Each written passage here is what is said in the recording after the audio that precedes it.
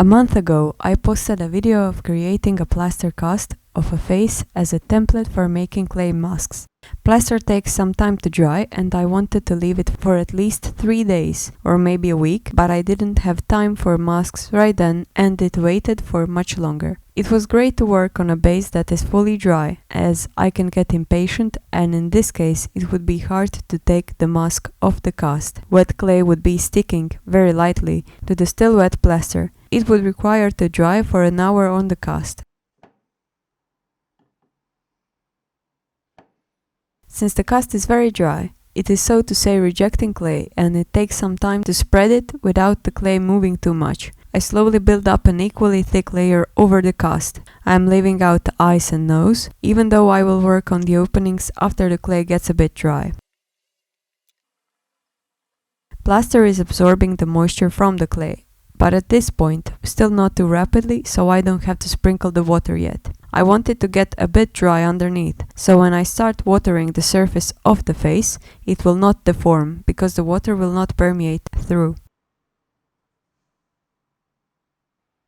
The bottom, or the chin part, will be getting wider and moving too much, so I squeeze it back into place every now and then.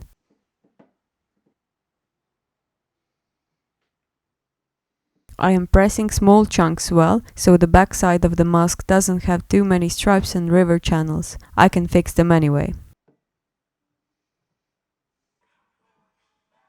I am using a large loop I have made with 2 braided wires, so it makes it easier to cut through the surface.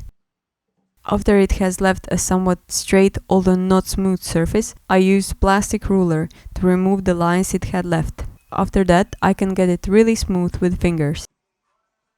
When I'm sculpting, I usually don't use water and mud to make a surface smooth, especially if I'm going to cast it. However, I will need this mask to be smooth in the end so I can glaze and fire it later. Glaze can look ugly on a surface with too many bumps. Since I want to avoid sanding as much as possible, I am relying on mud. I cannot stress enough how important it is to protect respiratory system from dust particles. Inhalation of clay materials, especially silica, can damage your lungs. All clay bodies contain some free crystalline silica, which can scar lung tissue and cause irreversible loss of breathing capacity. I wear mask most of the time when I am sanding clay or especially plaster, even when I am mixing it. I already have asthma, so I can tell years of this have done some damage to my lungs and no one told me this. I added eyes on the mask, marked them roughly since I wanted to sculpt the details later. The clay was too moist at the time, and when it got somewhat dry, I carved them with loops.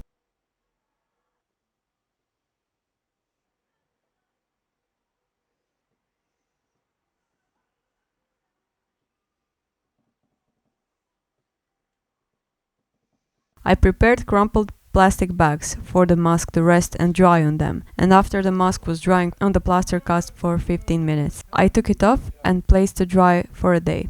When clay is drying, it is losing moisture and shrinking from 3 to 6% and can deform, so I checked on it every 2 hours and corrected any asymmetry. After it was dry, I did some more refining, a bit of sanding, and in the end it was pretty smooth on the cheeks, and I left some detail in the center of the face. When it was dry, it was still a bit bigger than my face.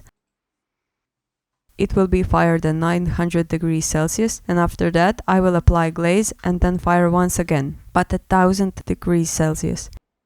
Since it will not shrink more than 1% in the kiln, I will sell it as it is a bit bigger than it should be for my face.